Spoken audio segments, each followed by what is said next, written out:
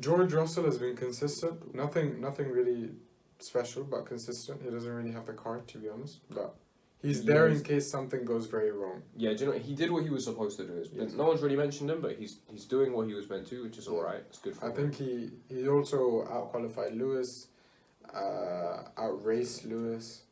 So it's interesting to see who's gonna have, like, Lewis doesn't seem to be like the Lewis we know. Like, no, I mean, George he did alright. Bro, he was lapping. No. I mean in the sense that Lewis never stayed in a team where they were actually like fighting in the midfield, like this. McLaren. But he didn't really stay like what's his name is at the back of the grid for a long time. So I think Yeah. moving up the grid to the midfield is like, this is not bad, you know.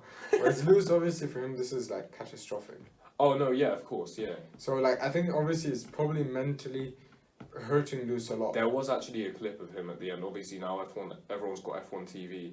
They can see the onboards of all the cars, and they don't shut them off until quite after the race. So you can see him get out of the car, and he just kind of leans against this wall, just kind of looking a bit deflated. Like, I don't know if you hear his radio at the end. He actually asked if 10th even gets points. Like they said, okay, well done, Lewis. You finished 10th or whatever. Unlucky. He was like, yeah, tough day at the office. Do they even hand out points for that position? Like, he didn't even know. Yeah, I think it's obviously I don't think like mentally it's probably playing on him a lot, and that's why I think George will probably be able to cope with it a lot more because he's used to from the last 3 years of being last. So this for him is like coming Still P4, P5 is still a lot better. Yeah. And I think he kept up after the safety car, the second one. I think is there two? Yeah, two. After the second one, he kept fairly close with the Red Bulls. Like I was impressed. He was like. By the end, he's like 8 seconds or 10 seconds behind, which is okay, not too bad. Respect. But the Mercedes are losing so much time. Here's the thing. Do you actually buy the whole, give us a couple races, give us Imola, we'll sort the problem, it's fine. What, powertrain issue? We're not even going to mention I that don't engine's think bad. about that. But, give us a few races, we'll have all of it solved, and then without these problems, we'll be 20 seconds up the field of everyone like normal. I don't think they'll gain that big of an advantage, first of all. And the second thing is, I think they could perhaps solve the aerodynamic stuff. Yeah. Like, they're losing a lot of time because of the bouncing stuff. If they sort that out, they will gain a lot of time. The powertrain stuff, I don't know, I think the issue Toto was speaking about is too heavy. And it's affecting the balance of the car because it's very heavy at the back.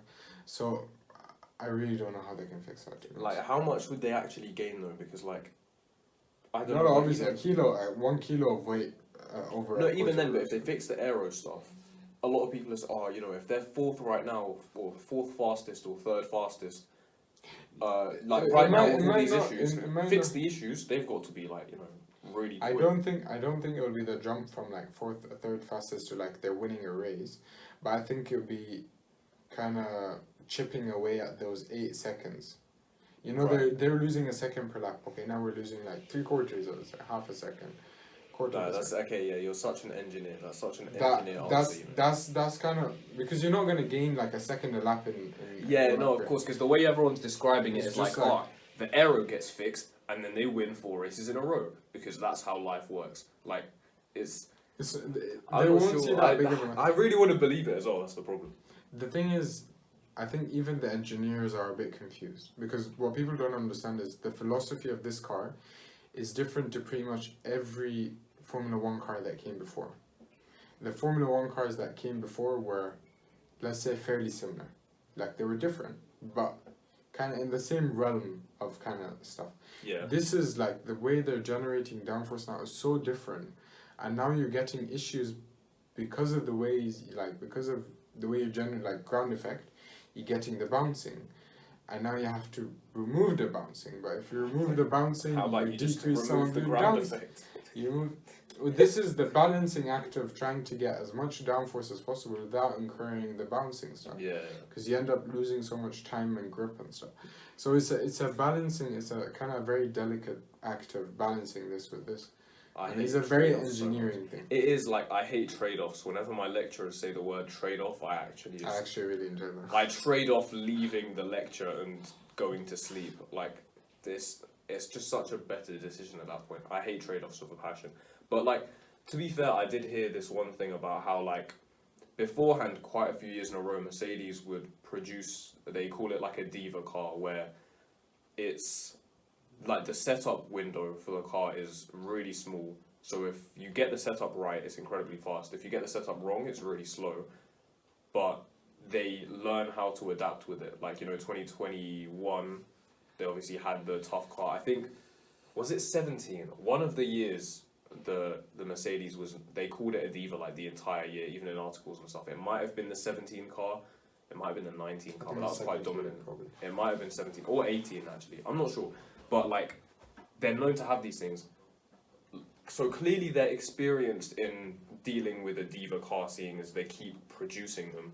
But I guess the difference is from this year. Not only is it much worse, or it seems much worse, they also don't have the power unit to hide that issue. Exactly. Like I think that's the beforehand, big thing, isn't it? beforehand they could produce a diva, but if they're going like 60 miles an hour faster than everyone else down the straights, then it doesn't matter. And then Lewis still wins by 20 seconds, and it all looks good. But I think the power unit is very, very surprising. The effect is very surprising. I think also what's surprising is the fact that we're getting a lot of engine issues this early on. Like every manufacturer has had, Red Bull has had like quite a lot, like 3 first race, Tsunoda this race, and then Mercedes had 1, Ferrari 1, Alpine 1. It's interesting. McLaren have improved. We haven't really spoken about that. oh yeah, they qualified like 11th and 12th before Ricardo they got a penalty. They also got points. Lando got 6 points. Decent. It's good to see. Yeah, so that's like what, 7th. Okay.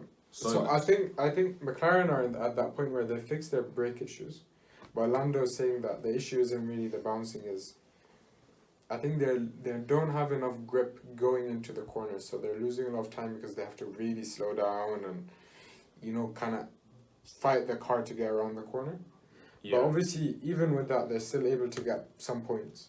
So I think, obviously, like we're used to kind of small fixes, from race to race, you get a lot of fixes and stuff. Whereas with this, it's going to be like a few races for people to come with significant upgrades. And it'll be significant upgrades. Like, I wouldn't be surprised if you see, like, someone going from, like, Mercedes are way off to maybe George or Lewis, say, fighting with Perez and Sainz, maybe. I don't think they'll fight with Verstappen and Leclerc, maybe. Not But then those two guys are, like, a bit behind, like 0.2 behind or whatever. So they can fight perhaps with those rather than like the different